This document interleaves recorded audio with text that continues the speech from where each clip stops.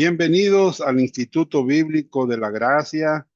Les saluda el pastor Juan José Zelaya desde la República del Salvador. Un privilegio para mí poder dirigirme a cada uno de ustedes en esta mesa virtual donde vamos a aprender de la palabra del Señor y estamos ahorita a comenzar la lección número 27. Lección número 27. Vamos a orar al Señor. Vamos a ver el poder de un creyente espiritual. Vamos a orar. Padre Celestial, esta tarde, gracias por darnos el privilegio de iniciar, Señor, a la hora de la lección número 27 de la carta a los Romanos. Gracias, Señor, por este tiempo. Te pido que tú bendigas tu palabra y que lo que hablemos esta tarde, pues, sea entendido, Señor, a los oyentes. Gracias por permitirme poder estar acá y poder iniciar, Señor, ya la clase. Así que, Señor, te pido que nos ilumines, nos des las fuerzas mentales para poder asimilar todas estas verdades de tu palabra. En Cristo Jesús te lo pido. Amén y amén.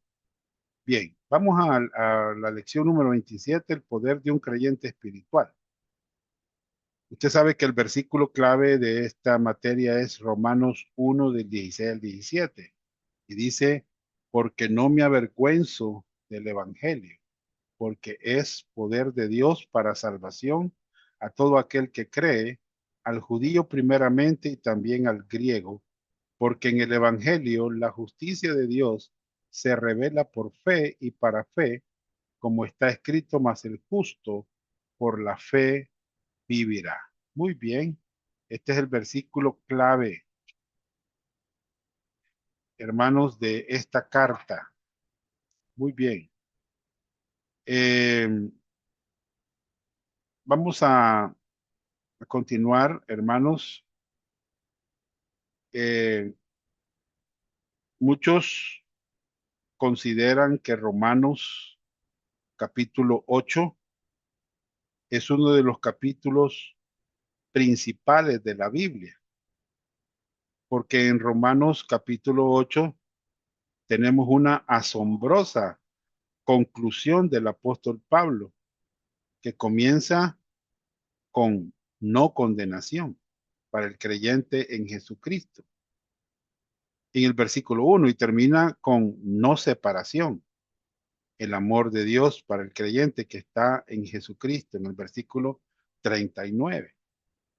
Entre los dos nos dice, y sabemos que a los que aman a Dios todas las cosas les ayudan a bien, esto es a los que conforme a su propósito son llamados. Entonces, tenemos ahorita, hermanos, el bosquejo de esta carta a los romanos.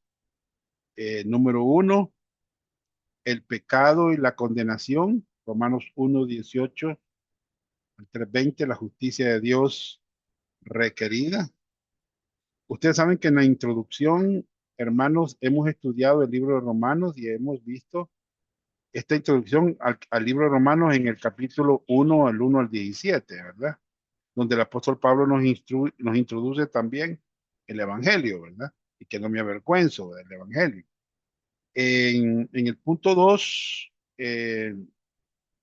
vemos, bueno, en el punto 1, aquí sería el punto 2, pero vamos a ver, aquí dice 1. El pecado y la condenación, la justicia de Dios requerida, ya empezando con Romanos 1:18 al 3:20, vemos este asunto de la condenación, cómo Dios requiere una justicia que no poseemos, sin importar cuál sea nuestro trasfondo, nuestra manera de vivir, no importa la raza, el género, no importa el estatus económico, todos somos culpables delante de Dios. El hombre inmoral es culpable delante de Dios. El hombre moral es culpable delante de Dios. Bueno, el hombre inmoral está en Romanos 1:18 al 32. En el hombre moral es culpable delante de Dios, Romanos capítulo 2, del 1 al 16. El hombre religioso es culpable delante de Dios, Romanos 2, 17 al 3, 8. Y todo el mundo es culpable delante de Dios, Romanos 3, del 9 al 20. O sea que Dios, quien es justo, quien es santo, tiene todo derecho a condenar a cada uno de nosotros en el infierno. Fíjense bien, puede condenar a cada uno de nosotros en el infierno por los siglos de los siglos. ¿Entienden? Muy bien. Ninguno de nosotros merece el cielo. Todos merecemos, eh, hermanos, la condenación, pero Él nos da el cielo como un regalo gratuito. Número dos, la salvación y la justificación. Romanos 3:21 al 5:21, la justicia de Dios recibida. Bueno, las buenas nuevas del Evangelio está presentada en Romanos 3:21 al 5:21, en el cual el apóstol Pablo explica cómo Jesucristo pagó el precio del rescate por nuestros pecados. La muerte de Jesucristo en la cruz es lo único que satisfizo las demandas justas de un Dios santo. Y los resultados son que ahora Dios está libre a ofrecernos una salvación que no merecemos, que nunca podemos obrar para obtenerla, o merecer o ganarla. Es una salvación que Dios nos ofrece por su gracia, ¿verdad? Entonces, vimos en la explicación de la justificación por gracia mediante la fe, ¿verdad? En 3:21 al 31. Esa salvación es ofrecida en la forma de un regalo, hermanos. Solamente puede ser recibida cuando es aceptada por la fe, en el momento que estamos dispuestos a poner nuestra fe en Jesucristo solamente, confiando en su muerte por nosotros. Y en este momento el regalo es recibido y la salvación de la pena del pecado pertenece a nosotros. En lugar de ir al camino al infierno, ahora estamos camino al cielo. Todos nuestros pecados han sido perdonados. Hemos sido declarados justos ante Dios porque toda la justicia de Cristo ha sido puesta a nuestra cuenta. Vimos la ilustración de la justificación, ¿se acuerdan? Abraham y David en Romanos 4, del 1 al 25. Ustedes saben que Romanos nos provee la ilustración de la justificación, como lo hemos visto en la vida de Abraham, y Pablo explicó que Abraham creyó a Dios y le fue contado por justicia, y Abraham fue justificado delante de Dios a partir de cualquier obra de su parte, aparte de cualquier rito religioso, como la circuncisión o el bautismo en agua, aparte de cualquier de guardar la ley. Abraham fue declarado justo delante de Dios solamente por la fe. Usted lee Romanos 4:16, por tanto es por fe, para que sea por gracia, a fin de que la promesa sea firme para toda su descendencia, no solamente para la que es de la ley, sino también para la que es de la fe de Abraham, el cual es padre de todos nosotros. Vimos los resultados de la justificación y las bendiciones de Dios, Romanos 5, del 1 al 11. Como resultado de ser declarados justos ante Dios, nosotros somos los beneficiarios de un gran número de bendiciones, hermano. Romanos 5 nos dice que el creyente en Jesucristo tiene paz para con Dios, acceso a la gracia, gozo en las tribulaciones, la seguridad eterna de su salvación. Si somos salvos, hemos recibido una salvación que nunca la podemos perder. Qué bendición, hermano. También vimos el proveedor de la justicia, de la justificación, es Cristo. Lo vimos en Romanos 5, 12 al 21. ¿Cómo es posible esto? Bueno, ha sido hecho posible mediante el proveedor de la justificación, es decir, el Señor Jesucristo. También vimos la salvación y pasamos al tema de la santificación, ¿ya? Donde hemos visto la justicia de Dios reproducida. Entonces, cuando explicamos Romanos del 1 al 5, que el pecador es indigno y que puede ser justificado ante Dios, comenzando en Romanos capítulo 6, Pablo continúa explicando cómo la justicia de Dios puede ser reproducida en la vida del creyente.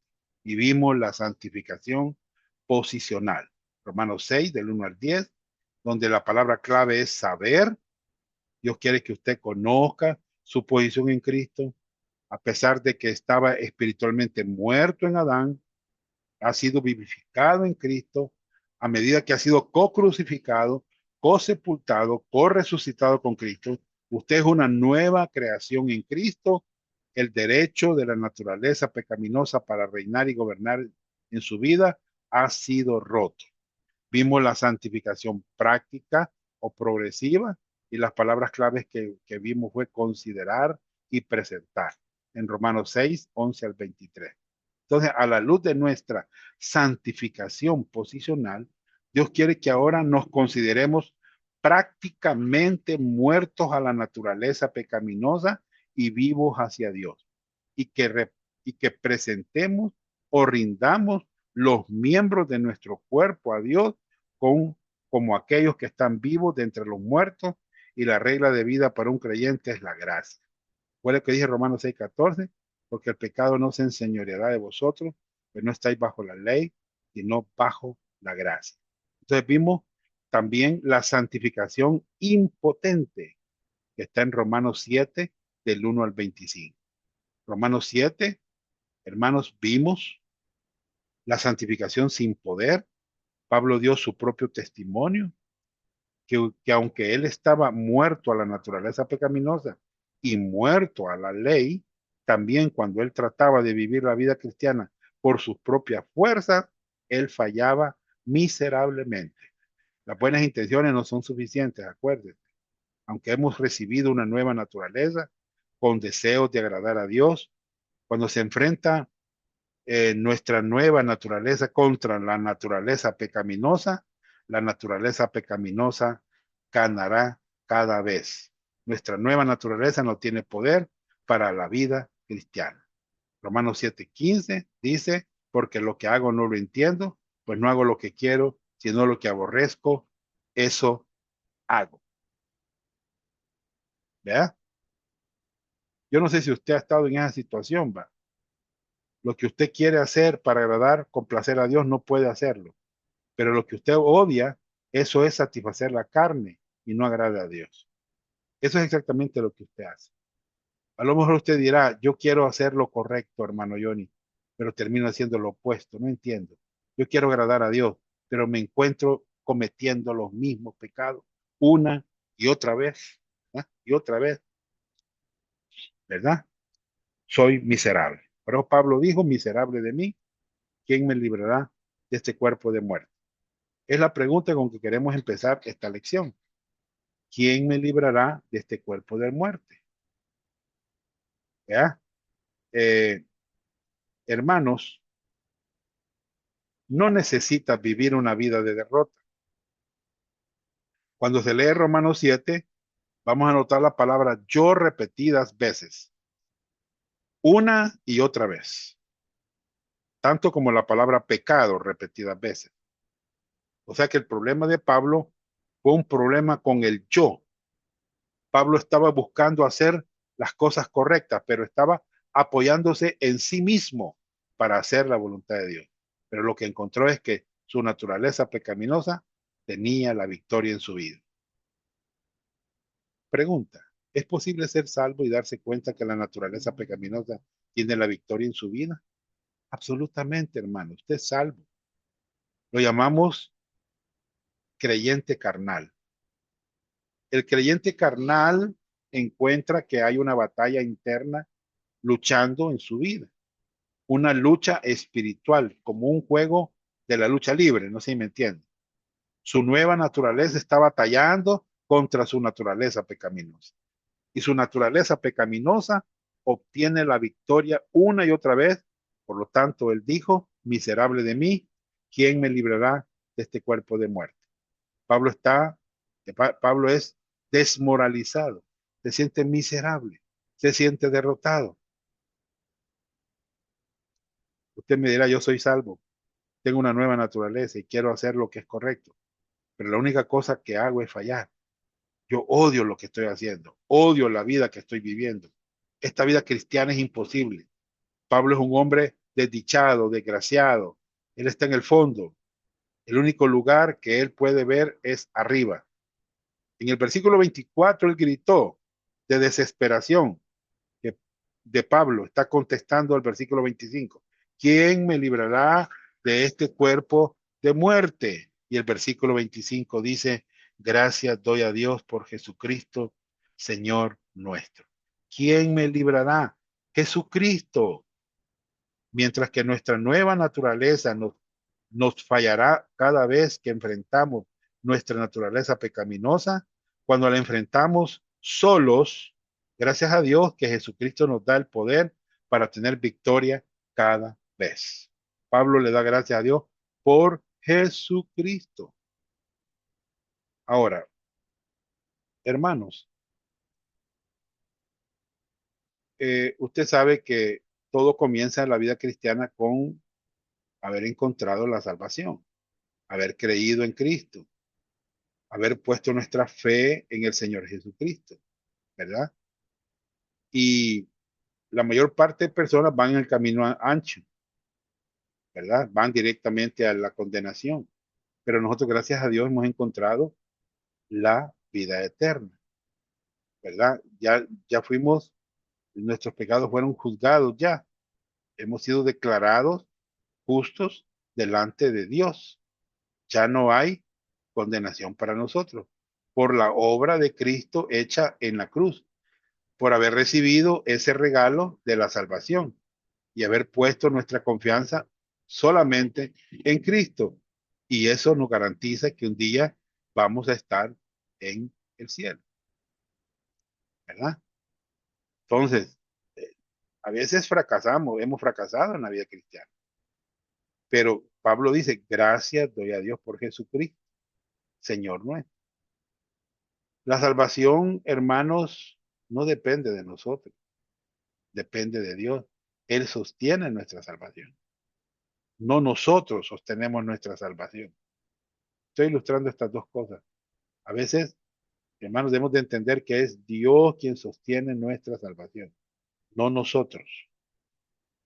Entonces, hemos visto la justicia de Dios reproducida, el caminar del creyente, la santificación.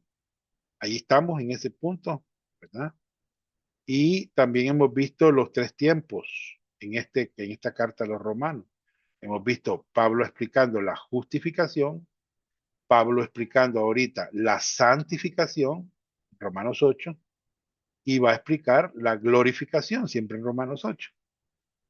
¿Verdad? Entonces, a veces la gente anda en libertinaje, que es la licencia. Es una actitud mental entre los creyentes salvados por gracia, que ve a la gracia como libertad de complacer los deseos de la carne en vez de hacer la voluntad de Dios. Lamentablemente, hermanos, algunos creyentes abusan de la gracia. Es como que usted vaya en su carril manejando y de repente usted dice, voy a pasarme el carro, voy a sobrepasar y abusa usted, hermano. Recuerde que en Adán todos mueren, en Cristo todos serán vivificados, ¿verdad?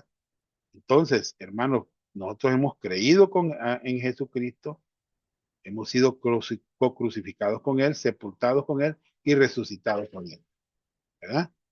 Entonces, aquí estamos ahorita, miren, la salvación y la santificación, la justicia de Dios reproducida. Si usted nota, primero vemos acá eh, aquí la justicia de Dios requerida, la justicia de Dios recibida, y hoy vamos con la justicia de Dios reproducida. Ahí estamos ahorita. Pero también más allá vamos a ver la materia de Romanos. Bueno, vamos a ver todavía esto, la justicia realizada, la justicia de Dios rechazada y la justicia de Dios reflejada. Todo eso lo vamos a ver posteriormente.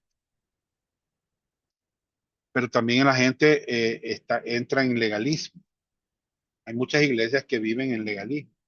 Es una actitud mental que busca ganar méritos, que cree merecer las bendiciones de Dios para la salvación, la seguridad eterna y la santificación por medio de los ritos religiosos tales como las buenas obras. Los dos son peligrosos. Hemos visto la ley versus la gracia, hermanos. Estamos bajo la gracia, estamos bajo las bendiciones de Dios inmerecidas, las riquezas de Dios para la humanidad, a cargo de la muerte de Cristo. Y aquí estamos ahorita en esta dispensación. Ya pasaron varias dispensaciones y estamos en la dispensación de la gracia. Cuando Cristo muere en la cruz, el velo del templo se rasgó de arriba a abajo y ahora todos podemos entrar. Entonces, hemos visto el retrato de un creyente luchando. Romanos 7, del 15 al 25. Perplejo, Pablo estaba perplejo. Su problema, que había algo dentro de él que era que era la naturaleza pecaminosa. Su descubrimiento, ¿ya? Su aflicción, miserable de mí. Hoy vamos a leer el pasaje. Hermano, ¿está hermano Cristian ya listo ahí para leerlo?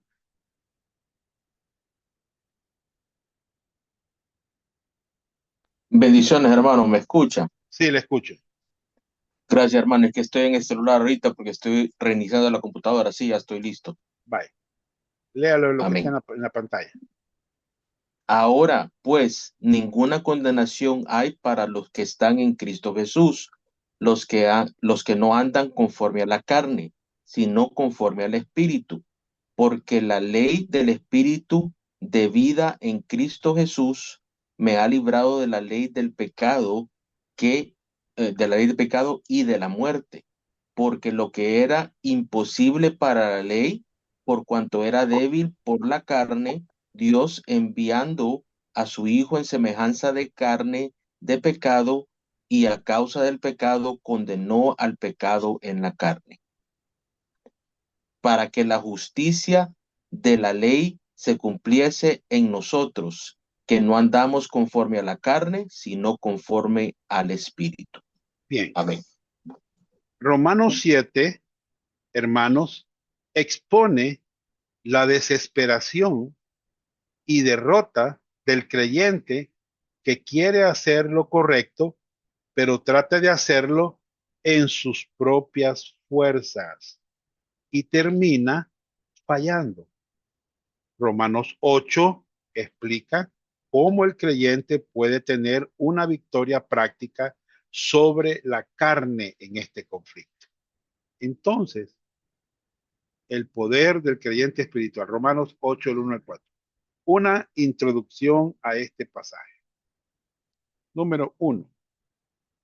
Vemos que Romanos 7 establece el conflicto en el creyente, que por sus propios esfuerzos, viviendo por medio de la ley, desea hacer la voluntad de Dios, pero que vive en derrota espiritual.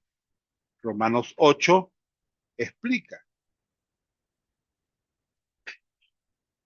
cómo este creyente puede disfrutar la victoria práctica sobre la carne en este conflicto. ¿Usted quiere vivir una vida cristiana en derrota? Yo sé que no, hermano. Entonces, debe de parar de leer inmediatamente después de Romanos 7:24. Si usted quiere victoria en su vida cristiana, entonces necesita seguir leyendo. ¿Me entiende? Muy bien. No es por sus propios esfuerzos. ¿Me entiende? Número 2. La palabra clave de este capítulo es la palabra, es espíritu, que se refiere al Espíritu Santo, mencionado 9, 19 veces. Muy bien. Vuelvo a repetir. La palabra clave de este capítulo es espíritu, que se refiere al Espíritu Santo, mencionada 19 veces. Pregunta: ¿es importante en nuestras vidas cristianas el Espíritu Santo, hermano? Sí. Y hay varias razones por qué. Fíjese que hay varias razones. La primera razón, y si la pueden anotar, es que nosotros necesitamos los ministerios del Espíritu Santo. ¿Me entienden? Necesitamos los ministerios sobrenaturales del Espíritu Santo. O sea que el Espíritu Santo tiene un papel activo antes de la salvación, ¿sí? Antes de la salvación. Tiene un papel activo en el momento de la salvación y tiene un papel activo después de la salvación. Cuando decimos antes de la salvación, hermano, dice aquí que el Espíritu Santo está deteniendo. ¿El qué está deteniendo? Bueno, la maldad. Segunda Tesalonicenses 2, del 6 al 8. Imagínense. Si usted lee conmigo este pasaje, tal vez no vamos a leerlo todos, hermanos, pero hermana Sonia puede leer segunda Tesalonicenses 2:6 al 8. Permítame, ahorita lo busco. Vaya. Segunda Tesalonicenses 2:6. Permítame, lo estoy buscando.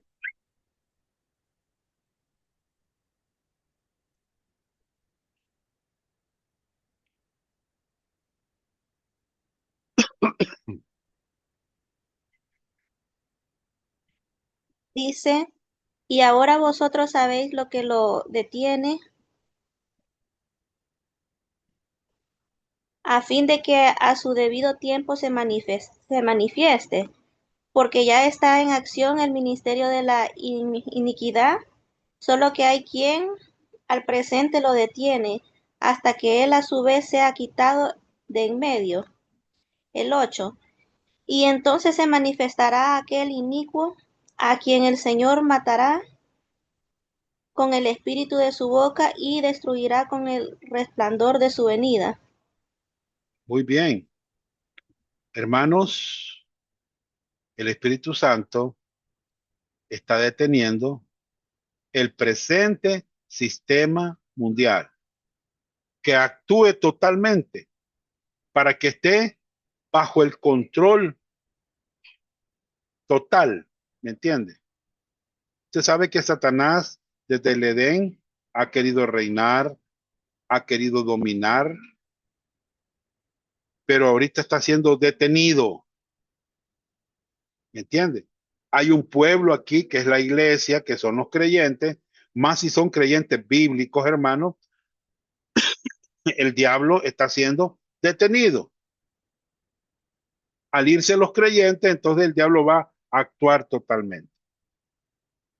¿Me entiende? ¿Qué más está haciendo el Espíritu Santo? Convenciendo de pecado al mundo. ¿Me entiende? En el momento, esto es antes de la salvación, en el momento de la salvación, o sea, en la justificación, regenera al creyente. Viene a morar en el creyente. Bautiza al creyente en el Espíritu Santo. Lo coloca en el cuerpo de Cristo. Dice 1 Corintios 12:13. Lo sella, le provee dones espirituales. Estos dones se reciben en el momento de la salvación. Los creyentes no conocen quizás cuál es el don que Dios les ha dado, pero ya viene en el combo, hermano, y a medida que el creyente va creciendo, a medida va conociendo la palabra de Dios, este creyente se da cuenta en cuál es el don que Dios le ha dado. Yo me di cuenta de mi don, hermano, y el pastor maestro, ¿verdad? Dice que es sella, ¿verdad? Somos propiedad de Dios, le pertenecemos a Dios, hermano. Este, fíjese bien, los, la necesidad, lo importante que es el Espíritu Santo en nuestras vidas. Y después de la salvación, hermano, en la santificación, Él te quiere llenar, Él te quiere enseñar, Él te quiere iluminar, Él te quiere dar poder, Él te amonesta, Él te va transformando, Él te consuela, Él produce los frutos del Espíritu en tu vida. ¿Entienden, hermano? ¿Por qué es importante el Espíritu Santo en nuestras vidas? Ahí lo van a tener ustedes para que ustedes lo puedan estudiar. Este es un estudio completo del ministerio del Espíritu Santo. La segunda razón es que nos enfrentamos a tres enemigos. Bueno, la primera razón dijimos, hermano, necesitamos el ministerio sobrenatural del Espíritu Santo para vivir la vida cristiana. Todo esto lo necesitamos nosotros, hermano. Todo esto, oígame bien, estamos, para entrar a Romanos 8 estamos tratando de explicar todo esto, hermano, porque necesitamos saberlo, ¿verdad? Que el Espíritu Santo es tan importante en nuestras vidas. La segunda razón es porque enfrentamos tres enemigos. Uno es el diablo, otro es el mundo y la otra es la propia naturaleza nuestra, pecaminosa.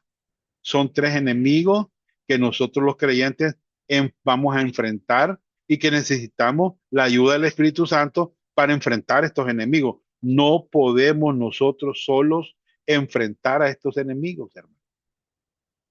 Y la tercera razón por qué es tan importante el Espíritu Santo es debido a las demandas sobrenaturales de la vida cristiana. La vida cristiana es una vida sobrenatural. Mire, deteniendo, convenciendo, regenerando, morando, bautizando, sellando, proveyendo dones, llenando, enseñando, iluminando, dando poder, amonestando, transformando, consolando y produciendo fruto. Qué importante es el Espíritu Santo. Ahora, ¿cómo es que recibimos el Espíritu Santo? Bueno, ustedes saben que los falsos maestros eh, tienen su manera de cómo ellos enseñan que se recibe el Espíritu Santo. Pero la Biblia es la autoridad final de la verdad. Y es ella la que nosotros tenemos que, hermanos, creerle, no a los falsos maestros. ¿Cómo es que recibimos el Espíritu Santo? Por la fe en Cristo. ¿Cómo es eso, hermano? Bueno, veámoslo. Efesios 1:13. Léalo, hermana Sonia, el pasaje.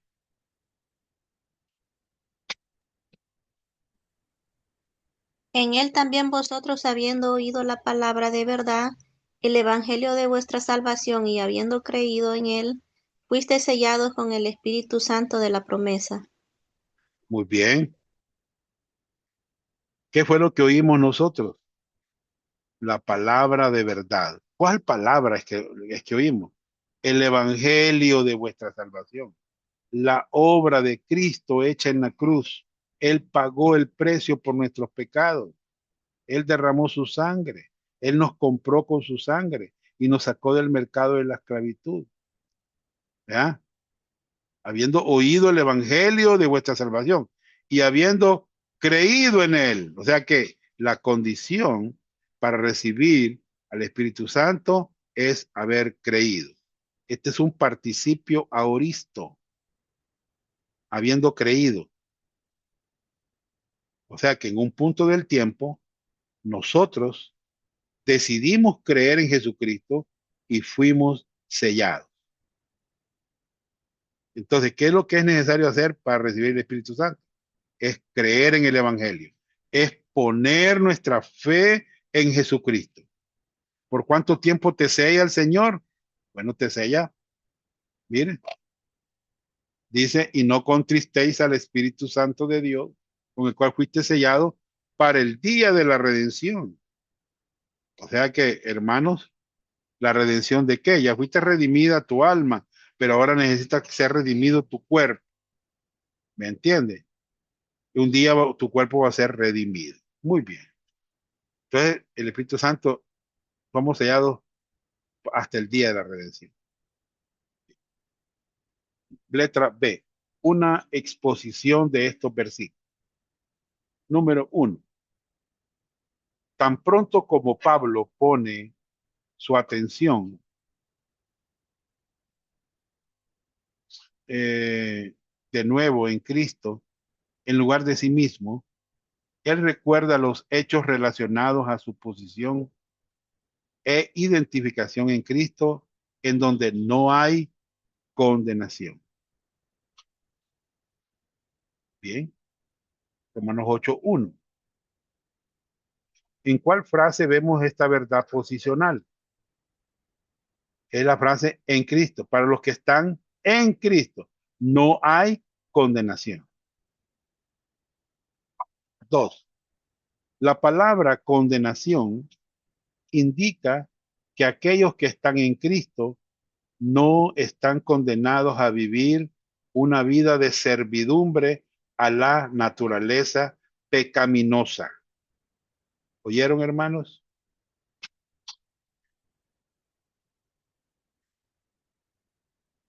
Acuérdense que el contexto del pasaje es la santificación.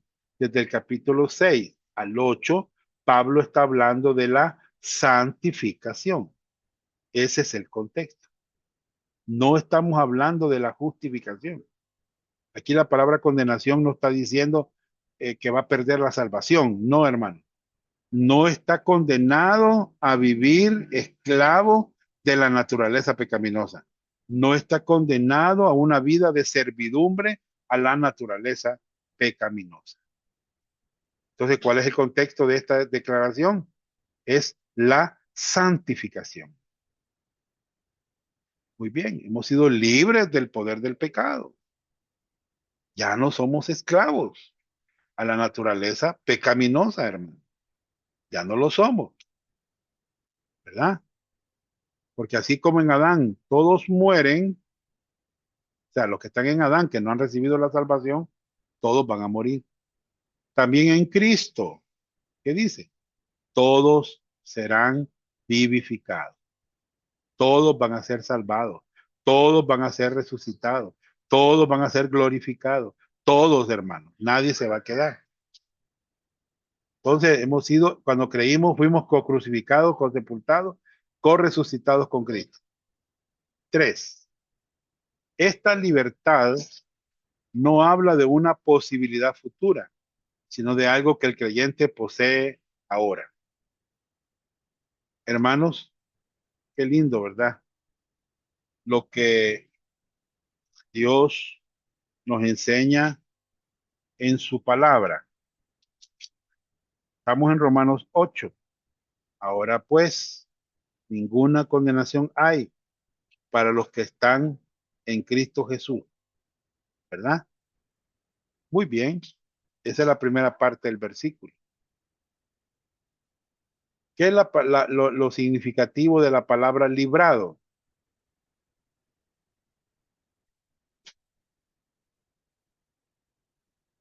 Que por estar co-crucificado, co-sepultado y co-resucitado con Cristo, el derecho que la naturaleza pecaminosa de reinar en mí ha sido roto. Yo he sido libre del poder que tenía la naturaleza pecaminosa. Ya no estoy condenado a vivir esclavo de la naturaleza pecaminosa. Eso ya fue rota, ya fui libre, hermano. ¿Verdad? Ya no soy un títere, ya no soy un esclavo de mi naturaleza pecaminosa.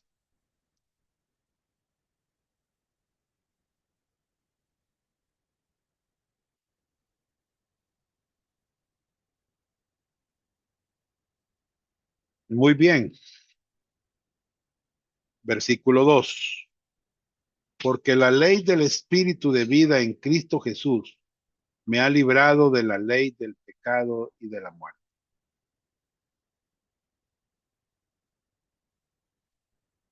4. La libertad escrita en Romanos 8:2 se refiere a la libertad del poder dominante del pecado por medio del Espíritu Santo. Mientras que la libertad descrita en Romanos 6:7 se refiere a la libertad de una posición de esclavitud por medio de la identificación con la muerte de Cristo. Entonces, en Romanos 8:2, hermanos, porque la ley del Espíritu de vida en Cristo me ha librado de la ley del pecado y de la muerte. Entonces, hermanos, la libertad descrita en Romanos 8:2 se refiere a la libertad del poder dominante del pecado por medio del Espíritu Santo. Qué bendición, hermano.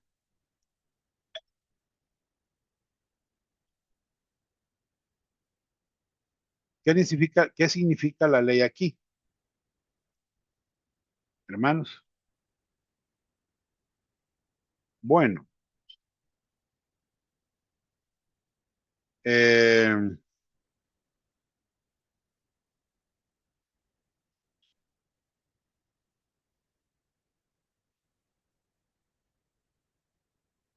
muy bien, permítanme.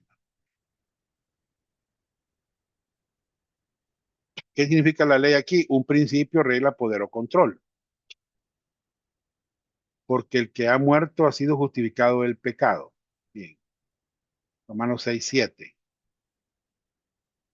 Hermanos, acuérdense que esta ilustración la hemos estado nosotros explicando, ¿verdad? La hemos estado explicando.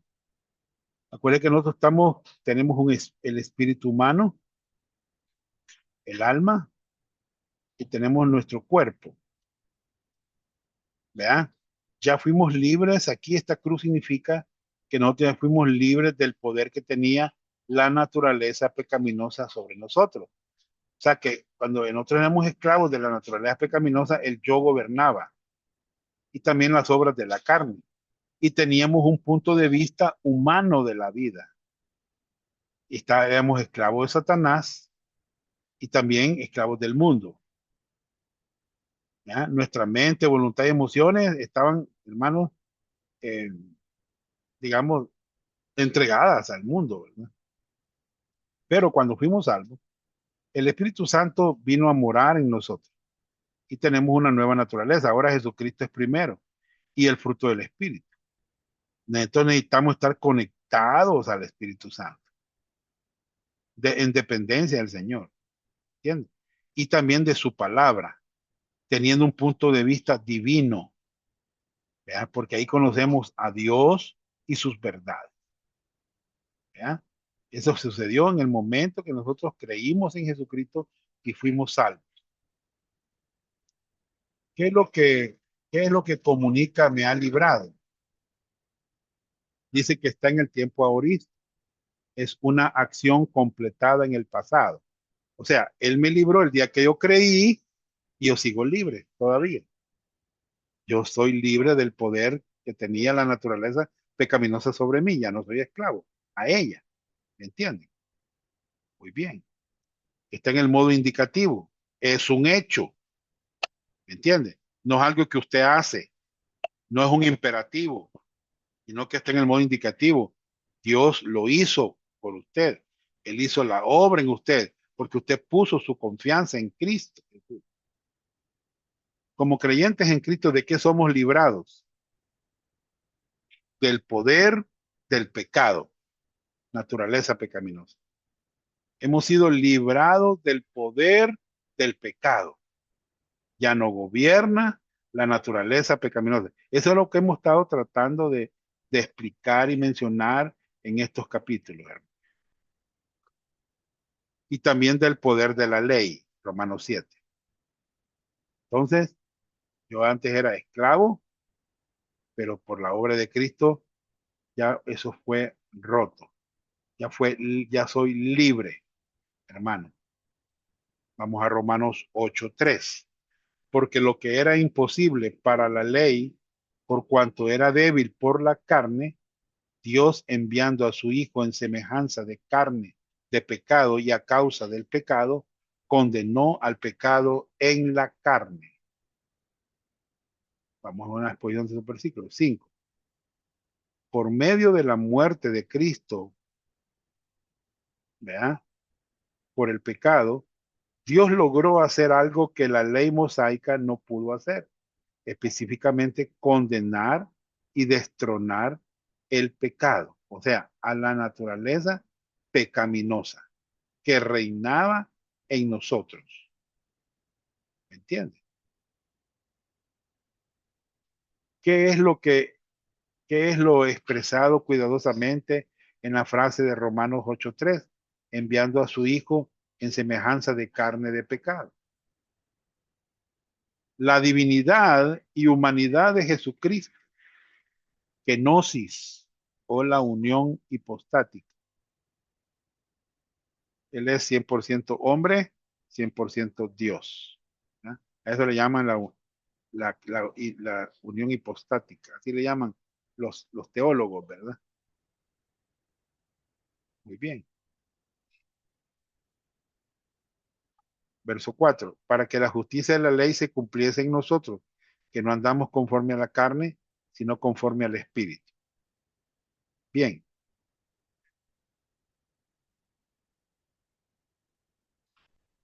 Seis. El propósito práctico por el cual Dios condenó el pecado en la carne es que la justicia de la ley se cumpliese en nosotros, no por medio de nosotros. El propósito práctico por el cual Dios condenó el pecado en la carne es que la justicia de la ley se cumpliese en nosotros, no por medio de nosotros. Cuando el creyente camina en el Espíritu, ¿cumplirá la ley? Es una buena pregunta. No, pero se cumplirá la justicia de la ley. ¿Ya?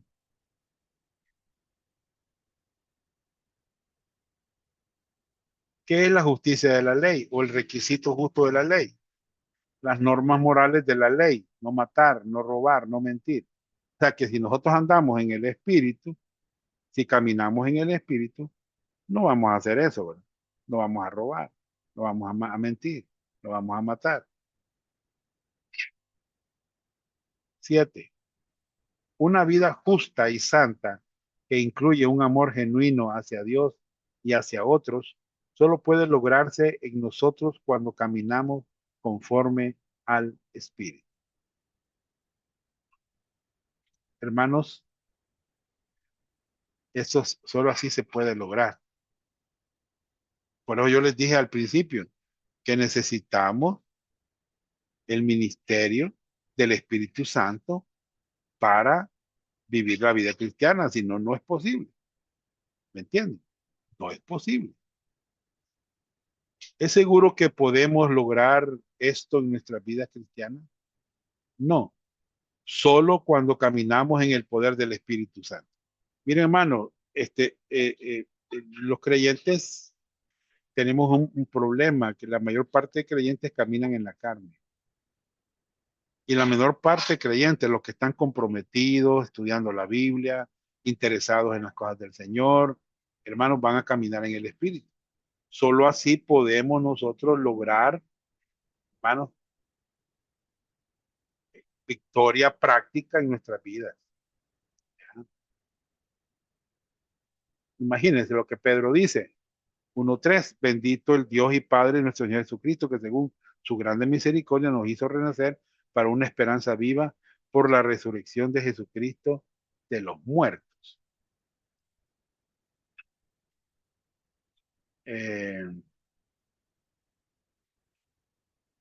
Efesios 1:3, bendito sea el Dios y Padre de nuestro Señor, que nos bendijo con toda bendición espiritual en los lugares celestiales en Cristo. O sea, nosotros ya fuimos bendecidos con toda bendición espiritual. Nosotros, imagínate que usted esté diciendo: Señor, bendíceme, Señor, Bendíceme espiritualmente, ya fuiste bendecido. Ya Dios te proveyó todo lo que tú necesitas, los recursos que necesitas. Todo Dios te lo ha provisto. La palabra, la oración, una iglesia bíblica, digamos, el Espíritu Santo, todos los recursos que el creyente necesita para vivir la vida cristiana, ya nosotros fuimos bendecidos. Nos bendijo, está en el tiempo pasado, o sea, en el día que nosotros creímos en Jesucristo, ese día Él nos bendijo. ¿Con cuánta bendición? Bueno, no con algunas, sino con toda, toda bendición espiritual. ¿Entiende? Si usted ve los corintios, eh, fueron enriquecidos. Vámonos a Primera Corintios. ¿Puede, hermano Cristian, leerlo? Primera Corintios 1, Amén, hermano. Permíteme aquí. versículo 7.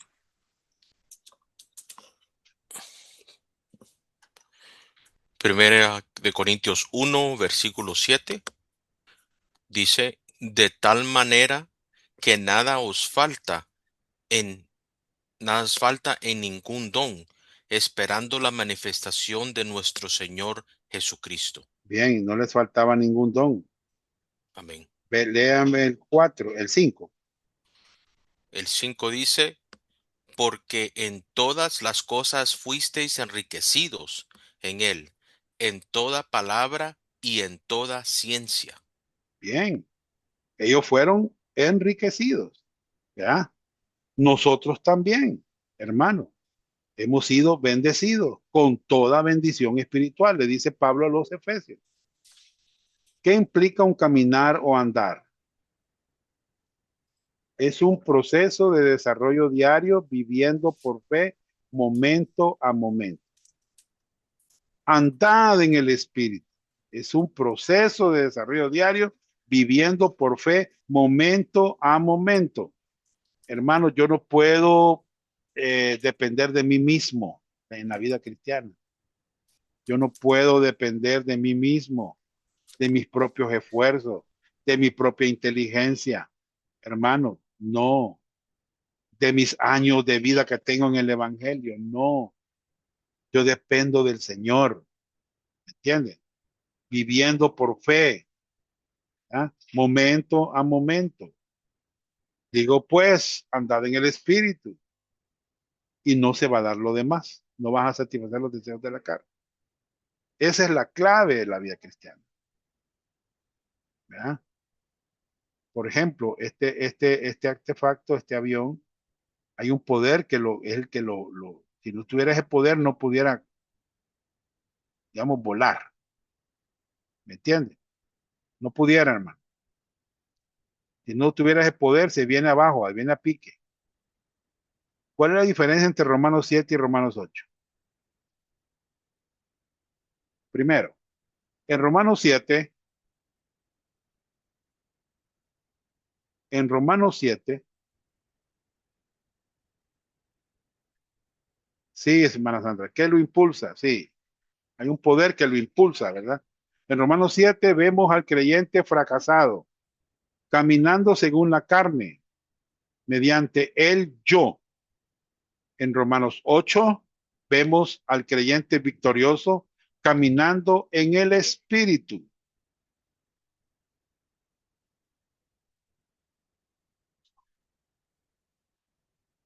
Bien, en Romanos 7 vemos a la nueva naturaleza luchando y siendo vencida por la naturaleza pecaminosa. En Romanos 8 vemos al Espíritu Santo luchando y venciendo a la carne.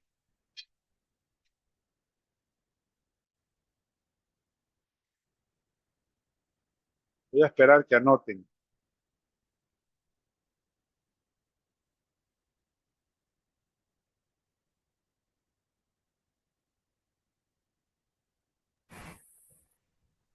Hermano Johnny, una pregunta. Dígame. Aquí en el material dice entre Romanos 7 y Gálatas 5, ¿o es otra pregunta diferente? Está antes de esta pregunta. Bueno, es que esta no la tengo yo aquí. No sé si Cristian lo tiene en su material. No lo tengo. No, no, No, fíjese, pero no sería parece. bueno agregarla. Agréguela. Ok, gracias, hermano. Vuelvo a repetir. ¿Cuál es la diferencia entre Romanos 7 y Romanos 8?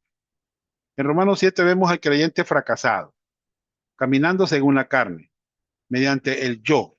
En Romanos 8 vemos al creyente victorioso caminando en el espíritu. En Romanos 7 vemos a la nueva naturaleza luchando y siendo vencida por la naturaleza pecaminosa. En Romanos 8 vemos al Espíritu Santo luchando y venciendo a la carne. En la actualidad, ¿quién vive la vida práctica del creyente? ¿Usted como creyente o Jesucristo? Acuérdense que Pablo dice en Romanos 7, a 24, va, miserable de mí, ¿quién me puede librar de este cuerpo de muerte? ¿Quién me puede librar? ¿Vea?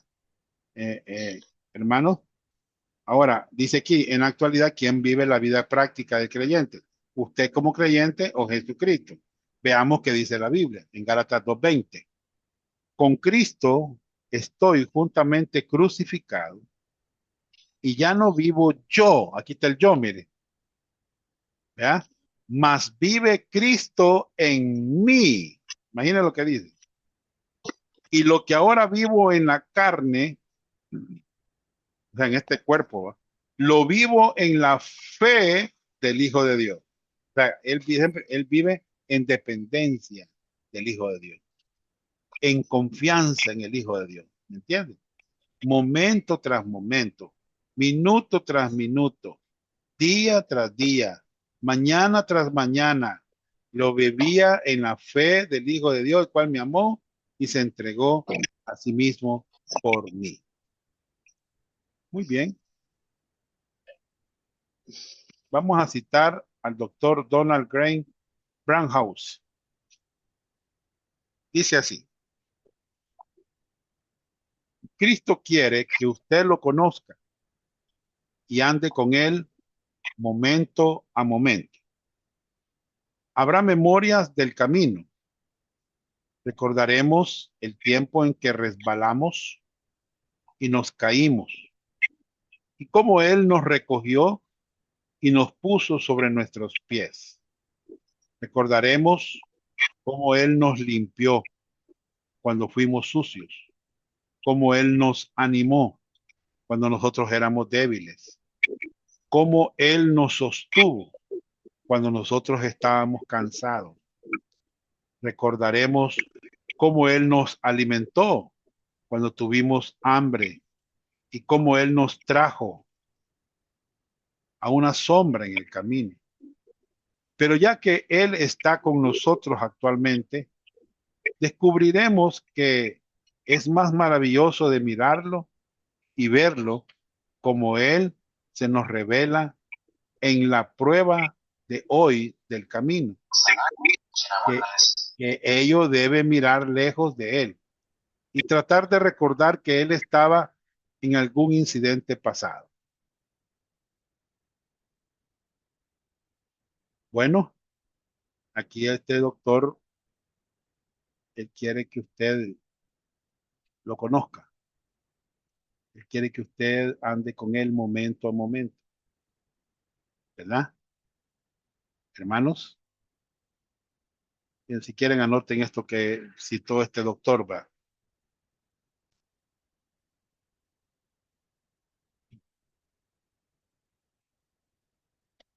Bien.